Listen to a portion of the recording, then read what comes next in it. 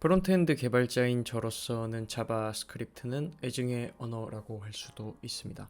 자바스크립트가 주로 사용되는 영역은 인터넷 브라우저로 프론트엔드 개발자들에게 프로그래밍적인 요소를 구현하기 유일한 해결책이라고 할 수 있습니다.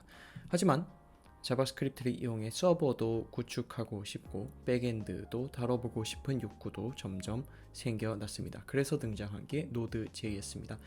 오늘 제가 진행할 Node.js 강의는 초보자들을 대상으로 혹은 Node.js를 처음 접한 사람들에게 Node.js가 무엇인가를 설명하는 강의가 되겠습니다. 먼저 Node.js가 무엇일까요? Node.js란 크롬 V8 엔진으로 빌드된 자바스크립트 런타임이라고 설명하고 있습니다. 크롬 V8 엔진으로 빌드된 자바스크립트 런타임, 그 용어 하나하나가 조금 이해하기 초보자분들에게는 조금 이해하기 어려울 수가 있어서 하나하나 풀어서 설명해 드리도록 하겠습니다. 먼저 크롬 V8 엔진입니다. 이름이 크롬이듯이 구글이 크롬을 개발할 때 토대로 사용한 시스템이라고 생각하시면 됩니다. 자바스크립트 오픈소스 엔진이지만 내부는 C++로 구성된 크롬을 돌리는 엔진이다 라고 이해하시면 될 것 같습니다. 그 다음 이제 빌드라는 말인데요. 빌드는 사실 많이 사용하는 용어라서 아무리 초보자분들이라도 어느 정도는 이해하실 수 있을 거라고 생각이 듭니다. 하지만 빌드도 조금 헷갈릴 수 있는데 어떤 부분이 헷갈릴 수 있냐? 우리가 흔히 말하는 컴파일, 빌드, 배포라는 개념들이 혼재되어서 이용되거나 아니면 처음 접하는 사람들에겐 그게 엉켜서 이해가 될 수 있기 때문에 하나하나 설명하도록 하겠습니다. 먼저 빌드란 코드를 컴퓨터가 실행할 수 있는 독립적인 형태로 변형하는 과정. 그러니까 컴퓨터가 내 코드를 돌리기 위해서 준비된 상태로 만드는 걸 빌드라고 합니다.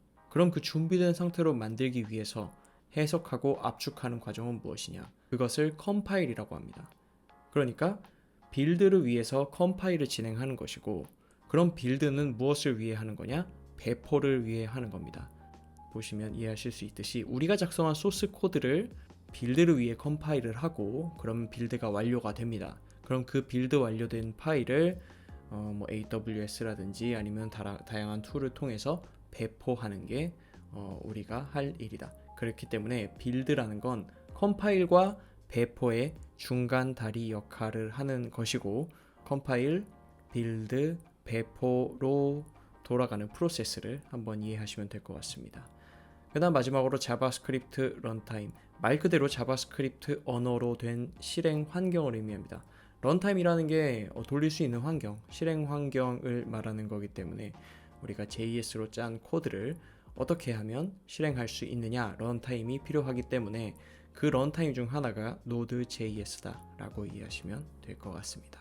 그렇다면 지금까지 이해한 걸 바탕으로 다시 한번 Node.js를 초보자들도 이해할 수 있는 언어로 해석해 보도록 하겠습니다.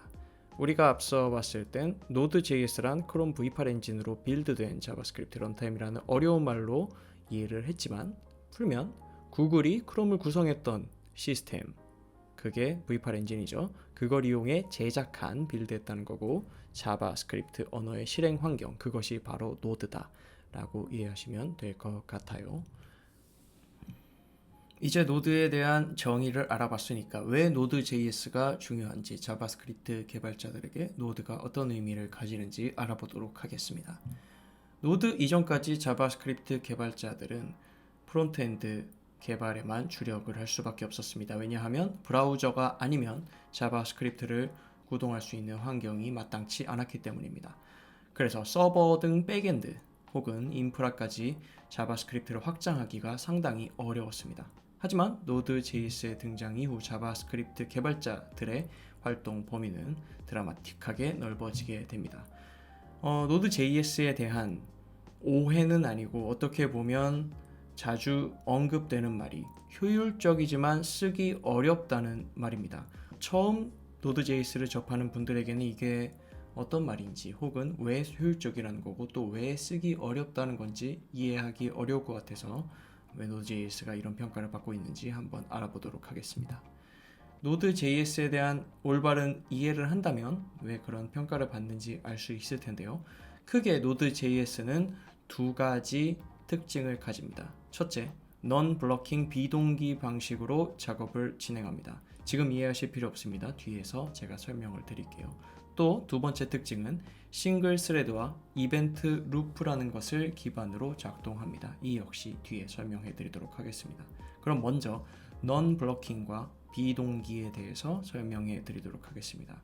non-blocking, 막히지 않는다는 거고, 비동기는 동기가 순차적으로 진행되는 거고, 비동기는 순차적이지 않아도 된다. 이 정도까지는 이해할 수 있을 테지만 이게 정확하게 어떻게 노드에서 돌아가는지 이해하시기 어려울 겁니다.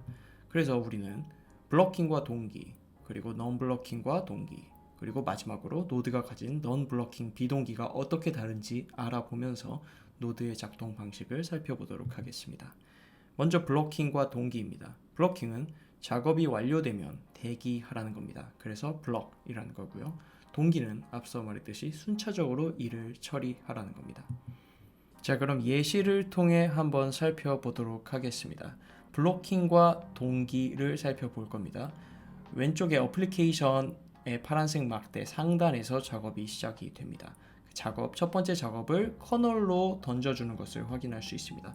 처음에 커널로 던져줬을 때 그 커널 안에 초록색 막대 작업이 끝날 때까지 어플리케이션의 파란 막대가 기다리고 있는 것을 볼 수 있습니다. 이게 동기적인 처리, 그러니까 순차적으로 일을 처리하기 때문에 대기하는 거다라고 이해하시면 됩니다.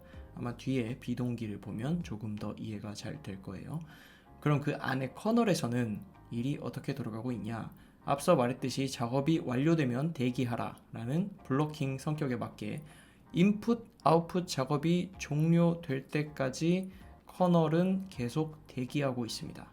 그걸 살펴보시면 커널 안에 있는 작업이 종료가 될 때까지 대기하는 걸 체크하면서 이게 블로킹적으로 돌아가고 있다 라고 확인하면 될 것 같습니다. 이걸로는 아마 이해가 충분치 않을 거예요. 그래서 뒤에 non-blocking 동기적인 특징을 알아보도록 하겠습니다. 블로킹만 바뀌었습니다. non-blocking은 작업이 완료되면 알아서 일을 하는 거고, 블로킹이 가진 작업이 완료되면 대기하라는 성격과 반대됩니다. 한번 살펴볼게요. non-blocking 비동기도 마찬가지로 어플리케이션 왼쪽 상단에서 시작을 합니다. 파란 막대가 내려오고 파란 막대가 순차적으로 커널의 작업이 끝날 때까지 중단 없이 진행되는 것을 통해 동기적으로 처리되고 있다, 순차적으로 처리되고 있다라는 것을 확인할 수 있습니다. 그리고 우리는 그 커널 안에서 진행되는 작업을 보면 앞서 블로킹과는 다르게 인풋, 아웃풋이 인풋을 주고 아웃풋이 올 때까지 끊겨 있는 것을 볼 수 있습니다. 초록 막대가 끊겨 있죠. 이게 작업이 종료되면 대기하는 게 아니고 작업이 종료되면 내가 알아서 어플리케이션에 소통을 해서 다른 작업을 받아서 일을 하고 있는 것을 볼 수 있습니다. 이게 non-blocking적인 특징입니다.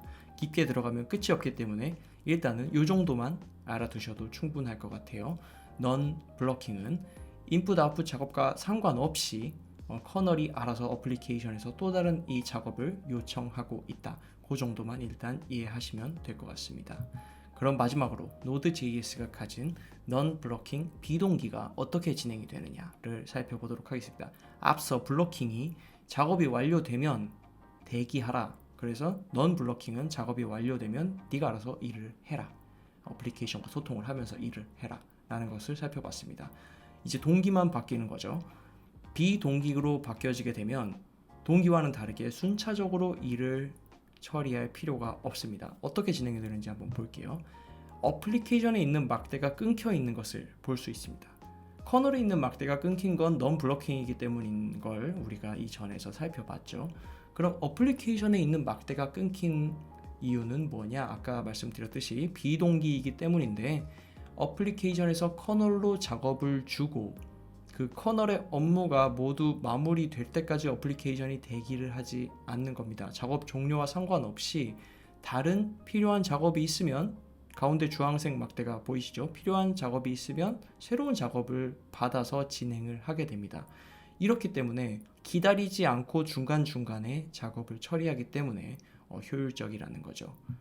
이러한 모든 패러다임을 통해서 서로 다른 동작 구조를 가지고 있는 프로그램들이 다양하게 존재하고 있다. 그 중에 Node.js는 non-blocking, 비동기적인 해결책을 채택하고 있다라는 것을 파악할 수 있을 것입니다. 오늘은 Node.js에 대한 강의지만 이 사실을 판단한 것만으로도 여러분들에게는 굉장히 큰 지식을 쌓았다라고 생각하셔도 좋습니다.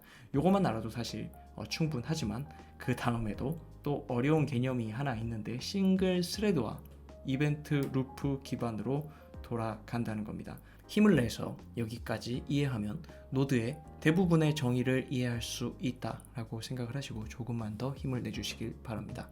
그럼 싱글 스레드와 이벤트 루프에 대해서 설명을 하겠습니다. 먼저 싱글 스레드는 스레드라는 것 자체가 작업을 수행하는 단위이기 때문에 노드는 싱글 스레드, 그러니까 하나의 작업 수행하는 단위를 가진다. 뒤에 조금 더 자세히 그림으로 설명을 드릴 테니까 지금은 일단 그 정도만 이해하고 넘어가셔도 됩니다.